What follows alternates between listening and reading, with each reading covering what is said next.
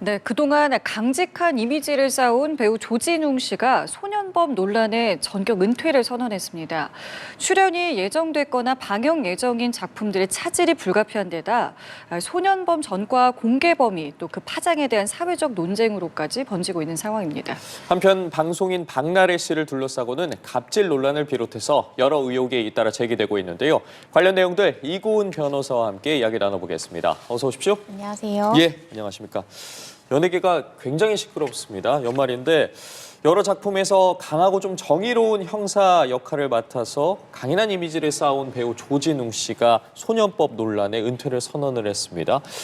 먼저 과거에 어떤 잘못이 있었는지부터 좀 짚어볼까요? 네, 사실 20년도 더 지난 일인데요. 갑자기 이제 조진웅 배우의 과거의 범죄 전력이 도마에 오른 그런 상황입니다.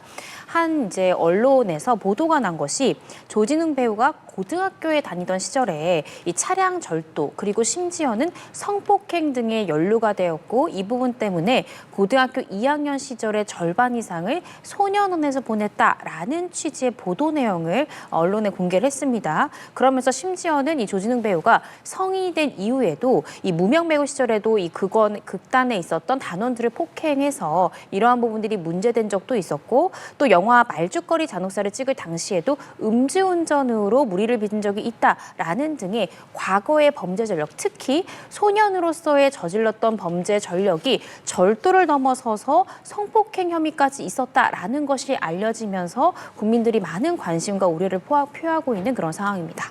게다가 조진웅 씨 같은 경우는 그동안 형사라던가 독립투사 이런 역할도 많이 했고 또 국가 행사에도 많이 참여를 했기 때문에 더 큰 논란이 되지 않았나, 더 큰 충격으로 다가오지 않았나 이런 생각도 좀 듭니다. 네, 그렇습니다. 특히 지금 여러 가지 SNS에서 많은 분들의 반응이 그간 조진웅 배우가 굉장히 정의로운 검사 역할로 등장한다든지 말씀 주신 대로 이 홍범도 장군의 유해 봉안에 국민 특사로서 참여한다든지 또 올해 제80회 광복절 경축식에서 국가에 대한 맹세문을 발표, 낭독하는 등 국가에 대한 굉장히 투철한 사명의식, 정의로운 모습 이런 것들이 국민들에게 강하게 이미지가 각인된 상황에서 갑자기 성폭행까지 연루가 되었고 이것으로 이 범죄 전력, 그러니까 소년범으로서 보호 처분받은 전력이 있었다라는 내용이 많은 국민들에게는 좀 충격으로 다가온 것이 아닌가 싶고요. 이 때문에 조진웅 배우도 이 미성년자 시절에 잘못했던 부분들은 인정을 했지만 사실 성폭행 부분에 대해서 내가 가담한 적은 없었다라면서 그 성폭행 관련해서는 부인하고 있습니다. 그럼에도 불구하고 국민들께 심려를 끼쳐드린 점에 대해서 사죄하면서 30년간의 연기 생활을 마무리하겠다라는 뜻을 밝히기도 했습니다. 이번 논란이요. 단순히 이제 과거 범죄 여부를 떠나서 이 소년법의 취지 또 소멸시효를 둘러싼 사회적 논쟁으로까지 번지고 있습니다. 그 내용을 보면 그러니까 청소년 시절의 잘못만으로 소년법에 의해서 어쨌든 법적 처분을 받았기 때문에 더는 이제 문제를 삼아서는 안 된다라는 의견도 있고 반면에 피해자나 유족 입장에서는 어쨌든 시간이 흘렀더라도 연애 활동이 또 다른 상처를 줄 수 있다라는 입장이 나누고 있는데 각각의 시선에 대해서 좀 어떻게 바라봐야겠습니까? 양쪽이 충분히 균형감을 가지고 봐야 되는 쟁점이라고는 생각합니다. 저는 개인적으로 소년법 전문 변호사로서도 활동을 하고 있는데 많은 소년 사건 하고 있습니다. 근데 소년 사건은요, 일반 성인의 형사재판과는 조금 다르다는 점을 꼭 알아두셔야 됩니다. 일반 형사재판 같은 경우에는 내가 억울한 경우에 증인신문도 할 수 있고요. 내가 억울한 경우에 이런 부분에 대한 증거조사를 통해서 다툴 수 있는 기회가 부여되지만 소년재판 같은 경우에는 공소장 일본주의 등 그러니까 판사가 이미 재판이 시작하기 전에 일반 형사사건은 공소장 한두 장밖에 보지 못하고 와서 공평하게 심리를 해야 된다라는 원칙이 철저하게 지켜지지만 소년사건 같은 경우에 형사처벌 전력이 아니거든요. 이것은 수사 이력으로만 남는 것이고 나중에 전가를 뗐을 때 나오지 않는 전력이기 때문에 엄격한 증거재판주의가 적용되지 않습니다. 그러니까 억울하다 하더라도 증인을 부르기 사실상 어렵고요. 혐의를 부인하거나 이것을 적극적으로 밝혀내거나 사실 조회하는 것이 조문은 있지만 실제로는 거의 이루어지지 않습니다. 그리고 소년 사건들 같은 경우 특히 촉법 소년 사건 같은 경우에는 검찰도 거치지 않고 경찰에서 바로 가정법원으로 가고 가정법원에서도 실질적으로 무죄를 다투기가 어렵다라는 특성까지 고려해 본다면 지금 조진웅 배우 같은 경우에는 내가 일부 이 차량 절도 부분을 인정하지만 성폭행에 가담하진 않았다라는 취지거든요. 그리고 소년 재판만으로 보호 처분을 받은 것이기 때문에 사실상 일부 억울한 점이 있을 수도 있다라는 점을 또 우리가 한번 생각해 볼 수 있는 지점이지 않을까 싶고요.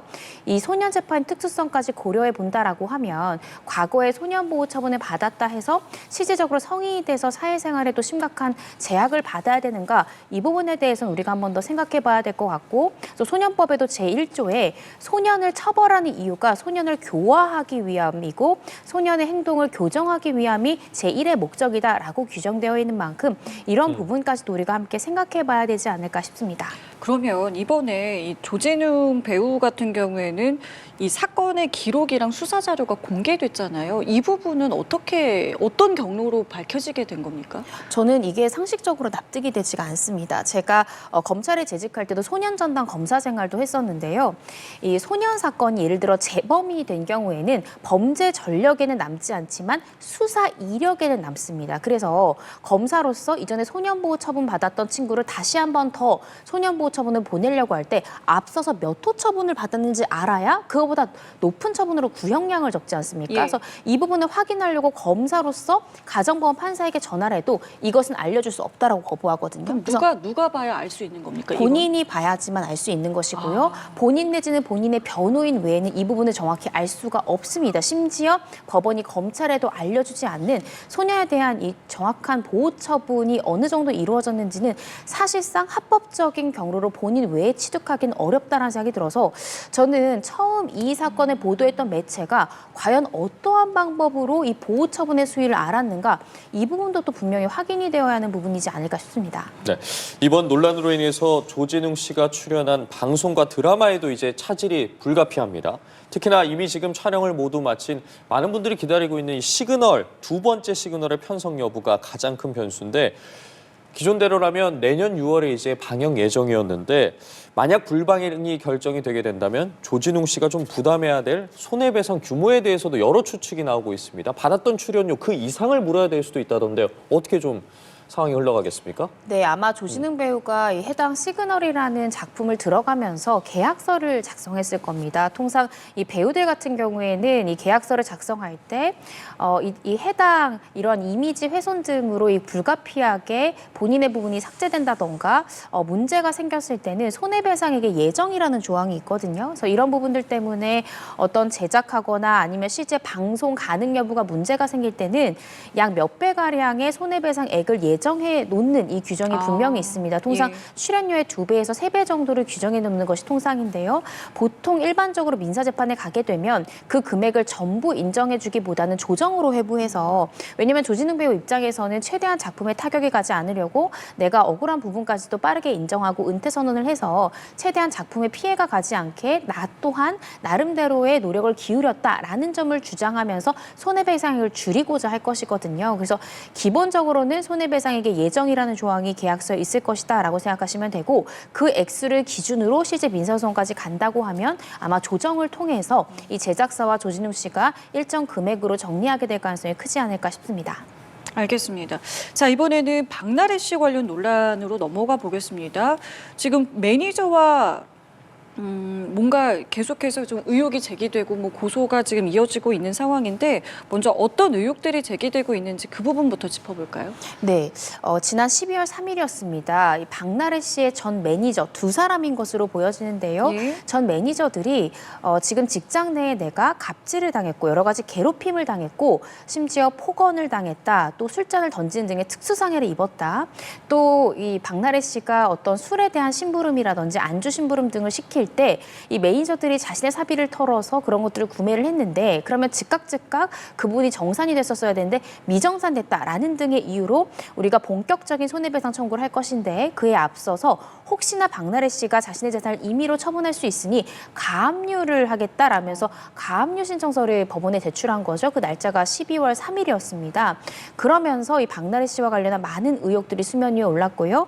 이후에 지금 서울 강남경찰서에 해당 전 매니저들이 특수상해 등 혐의로 현재 고소 및 고발장을 제출했고요. 그 내용 중에는 박나래 씨가 지난해에 원래 몸담았던 엔터테인먼트사에서 전속 계약이 만료가 되면서 자신의 모친이 설립한 주식회사 엠파크 소속 1인 사실 기획사의 형태로 연예 활동을 이어갔거든요. 그런데 박나래 씨의 전 남자친구에게 여러 가지 개인적인 사유로 돈을 해주기 위해서 회사 자금을 임의로 횡령했다라는 등의 내용이 담긴 고소 및 고발장이 전 매니저들에 대해서 제출된 상태고요. 이후에 박나래 씨가 계속해서 입장을 밝히는 것을 사실상 조금 늦춰왔다가 이 부분에 대해서는 다소 억울한 점이 있다라면서 전 매니저들로부터 내가 오히려 여러 가지 금전 요구를 받았고 이것은 일종의 공갈이다라면서 공갈 미수 혐의로 지금 박나래 씨도 전 매니저들 상대로 맞고소를 한 그런 상황입니다. 그렇군요. 박나래 씨 같은 경우에는 이 같은 매니저 논란에 더해서 불법 의료 의혹도 받고 있습니다. 일명 주사 이모라고 하더라고요. 주사 이모에게 오피스텔에서 주사 시술을 받았다는 의혹인데 이 주사 이모라는 인물이 몽골에서 의사 면허를 취득했다라고 주장을 했습니다. 그러자 이제 해외에서 면허를 따게 되면 한국에서도 과연 의사 자격이 있는 건가라는 부분에 대해서 궁금증도 생기고 이거는 불가능한 부분이다라는 이야기들이 나오고 있는데 어떠한 방식으로 좀 해석을 해야겠습니까? 네, 외국에서 의사 자격을 취득한다 하더라도요. 국내에서 의료인으로서 의료행위를 하려면 일정한 절차와 시험 등의 통과를 해야 됩니다.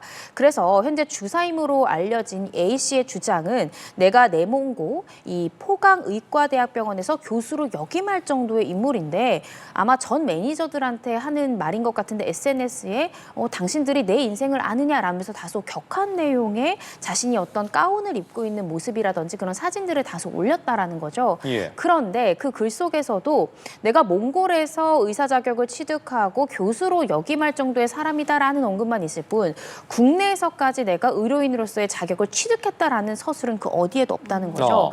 만약에 국내에서 의사 면허나 의사 자격을 취득하지 못한 채로 국내에서 박나래 씨에게 의료행위했다면 이 또한 무자격자에 의한 의료행위이기 때문에 당연히 의료법 위반의 소지가 있습니다. 그리고 이 부분에 대해서 이 해당 주사이모라고 불린 A 씨가 국내에서는 의료 자격이 없다라는 걸 박나래 씨가 알면서도 이 주사 행위들을 해달라라고 시술을 요청했을 때 교사 내지는 공범이 성립할 수 있는 가능성도 있거든요. 그래서 이 부분에 대해서는 수사를 통해 밝혀져야 되고 만약에 이 주사이모라고 불려진 A 씨가 국내에는 의료인의 면허가 없다라고 하면 박나래 씨 측에서는 또 주장할 수 있는 여지가 있죠. 나는 그런 줄 몰랐다. 나는 몽골에서 유명한 교수라고 했기 때문에 당연히 국내에서 나는 의사 자격이 있는 줄 알았다라고 변소할 가능성은 있지만 그렇다라고 한다면 국내에 번듯한 병원이 아니라 오피스텔에서 시술했다라는 점에서 이상하게 생각하지 않았느냐라는 등의 이 수사기관의 추궁이 충분히 이루어질 수 있지 않을까. 이 부분에 대해서는 좀 구체적인 사실관계가 밝혀져야 되는 쟁점입니다. 의사 면허가 정식으로 취득이 됐을 때는 오피스텔에서 주사를 맞는 것도 문제지 않습니까? 이 부분은 어떻습니까? 네, 왕진 진료를 했다라는 것이 예. 지금 박나래 씨 측 변호인들의 입장인데요. 예. 왕진 진료가 되려고 하더라도 일정한 요건이 갖춰져야 됩니다. 그런데 지금 공개된 그 한 가지 사진은 오피스텔로 보여지는 곳에서 이제 박나래 씨가 이렇게 예. 시술을 받고 있는 듯한 모습인데 그것만으로는 사실상 요건을 갖췄는지 아닌지는 알긴 어렵고요. 그때 당시에 왜 이런 이 왕진 진료를 받았고 왕진 진료에서 요구하는 의료법 상의 요건들을 갖췄는지도 함께 수사가 이루어져야 될 것 같습니다. 네, 이렇게 당사자들의 부딪힘뿐만 아니라 지금 주변인들로까지 이러한 논란이 번지고 있습니다. 박나래 씨의 모친이 전 매니저 저희가 앞서 짚어봤던 그 두 명에게 각각 1,000만 원씩 총 2천만 원을 송금을 했다가 이제 매니저들이 다시 돌려준 상황입니다. 박나래 씨 측은 사전에 이제 모친과 협의가 없는 부분이다. 그러니까 모친이 본인의 생각으로 이제 매니저들에게 돈을 준 거다라고 주장을 하고 있는데 문제는 박나래 씨의 모친이 이 박나래 씨의 소속사 대표라는 점입니다. 이 부분이 향후에 어떤 법적 분쟁으로 갔을 때 어떻게 작용할지에 대해서도 궁금한데요. 사실 이 사건의 당사자가 박나래 씨긴 하지만 아까 제가 설명드렸듯이 박나래 씨가 지난해에 원래 몸담던 엔터테인먼트사에서 나와서 바로 자신이 모친이 2018년도에 설립한 주식회사 엠파크 소속의 연예인으로 사실상 1인 기획사로 활동했다는 거죠. 그런데 그 기획사 대표가 모친입니다. 근데 모친이 한참 이렇게 가압류 신청이 들어갔다라는 게 언론 보도되자 바로 곧바로 그날 내지는 그 다음 날쯤에 이 전 매니저들에게 2천만 원을 송금했다는 거거든요. 네. 사실상 아무런 잘못이 없는데 합의금을 송금할 이유는 없다라고 우리가 합리적으로 추측이 가능하기 때문에 합의를 시도했다라는 것은 박나래 씨 측에 불리하게 작용할 수 있습니다.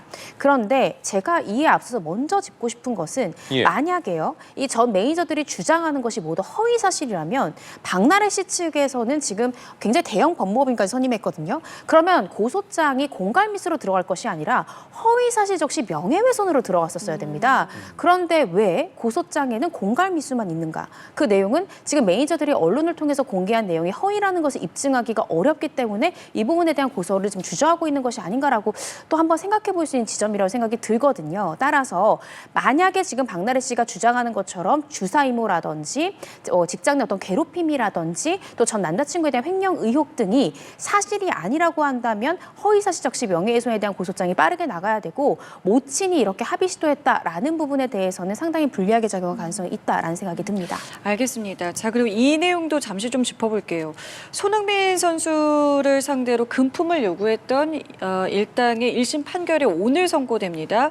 앞서서 검찰은 주범인 20대 여성에게는 징역 5년, 공범인 40대 남성에게는 징역 2년을 구형했는데 글쎄요, 1심 판결은 어느 정도 수준에서 나올 수 있을 거라고 보시는지요? 일단 이 두 사람 모두 구속 기소가 됐습니다. 특히 손흥민 씨의 전 연인으로 알려진 지금 20대 여성 양모 씨 같은 경우에도 구속영장이 발부가 됐죠. 자신의 혐의에 대해서 일부 부인하기도 했었습니다. 지금 이 여성 양모 씨에 대해서는 검찰이 징역 5년을 구형했고요. 그 과정을 도왔던 그리고 수차례 협박을 도왔던 이 집 남성에 대해서는 징역 2년을 구형한 상황입니다. 실질적으로 특히 이 남성 같은 경우에는 금원갈취를 위해서 15회에 걸쳐서 협박하는 등 죄질이 극히 불량하다라고 검찰이 구형하기도 했거든요. 실제 지금 여성 같은 경우에도 일부 금원에 대해서는 계속해서 이 손흥민 선수를 압박했던 정황도 있고요. 금액이 적지 않습니다. 따라서 실질적으로 짧더라도 실형이 선고될 가능성이 상당히 높지 않을까. 특히나 이 여성에 대해서는 실형이 나올 가능성이 매우 높지 않을까 조심스럽게 추측을 해봅니다. 알겠습니다. 오늘 오후 에이스의 선고가 어떻게 될지 좀 지켜봐야 될 것 같고요. 이어서 특검 소식도 몇 가지 좀 살펴보도록 하겠습니다. 도이치모터스 주가 조작 사건의 주포로 지목된 이모 씨가 최근에 이제 특검 조사를 받았는데 이 자리에서 김건희 씨가 범행을 인지했을 가능성이 있다라는 취지로 진술을 했습니다. 앞서 지금 검찰 조사에서는 몰랐을 것이다라고 말했는데 진술이 바뀐 겁니다. 이 부분 굉장히 큰 영향이 있을 것 같은데 김건희 씨의 1심 선고에도 어떤 영향을 미칠지 궁금합니다. 네, 지금 김건희 씨 같은 경우에는 징역 15년을 구형받았죠. 15년이라는 구형이 나올 수 있었던 이유 바로 주가 조작 사건 때문에 가능했던 구형입니다.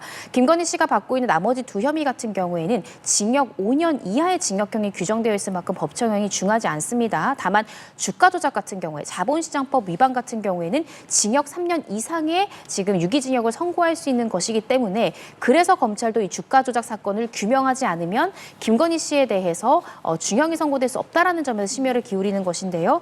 이 주가 조작의 공범이자 또 김건희 씨와 굉장히 가까운 관계다라고 알려진 주포 이모 씨가 지난 검찰 조사 때에는 이러한 통정 매매에 대해서, 통정 거래에 대해서 김건희 씨가 몰랐을 것이다라고 진술했다가 이번 특검 조사 때는 아마 김 여사도 이러한 통정 매매에 대해서 알았을 것이다라고 진술했다는 거죠. 예. 단순히 알았을 것이다라는 진술에서 전 머물렀을 것 같지 않고요. 그렇게 진술이 변경되면 보통 수사기관은 왜 그렇게 판단을 했느냐, 판단의 근거는 무엇이냐라고 소상히 조서를 통해서 그 사람의 답변을 담습니다. 그러한 답변이 합리적이고 상당히 납득이 가능하다면 현재 이 주포인 이모 씨의 조서가 지금 증거로 채택된 상태거든요. 따라서 김건희 씨의 주가 조작 사건에 상당히 불리하게 작용할 가능성, 유죄 판결이 나올 가능성이 상당히 높아졌다 이렇게 볼 수 있을 것 같습니다. 예. 자, 그리고 내란 특검에서는 추경호 의원을 어제 불구속 상태로 기소했습니다. 사실은 이 구속이 안 되고 나서 뭐 추가 조사가 있지 않겠느냐, 혹은 뭐 영장 청구를 다시 하지 않겠느냐, 뭐 여러 관측이 있었는데 바로 기소를 선택했습니다. 그 배경이 궁금해지는데요. 일단은 이 내란 사건을 지금 규명하고 있는 내란 특검의 수사 기한이 얼마 남지 않았습니다. 14일에 수사가 만료가 되거든요. 따라서 지금 추경호 의원을 다시 한번 더 불러서 조사한다든지 다른 사실관계로 확장되어 수사하기에는 수사 시한이 굉장히 촉박하고 지금 현재 수사를 더 진행해야 되는 나머지 쟁점들을 정리하는 데 시간을 보내고자 추경호 의원에 대해서는 더 이상 수사하지 않고 재판을 통해서 시시비비를 가리겠다라는 취지로 본격적으로 불구속 기소한 것이 아닌가 싶고요. 아마 추경호 의원에 대해서는 영장 기각이 충분히 법정 공방이 가능하다, 즉 소명이 좀 부족하다라고 영장이 기각된 만큼 이 추경호 의원에 대한 1심 재판 과정에서 추경호 의원 측의 변호인과 특검 측의 상당한 법리 공방이 예상된다라는 점을 예측해 볼 수 있을 것 같습니다. 알겠습니다. 특검 상황 비롯해서 각종 사건들 짚어봤는데요. 지금까지 이고은 변호사와 함께했습니다. 말씀 고맙습니다. 감사합니다.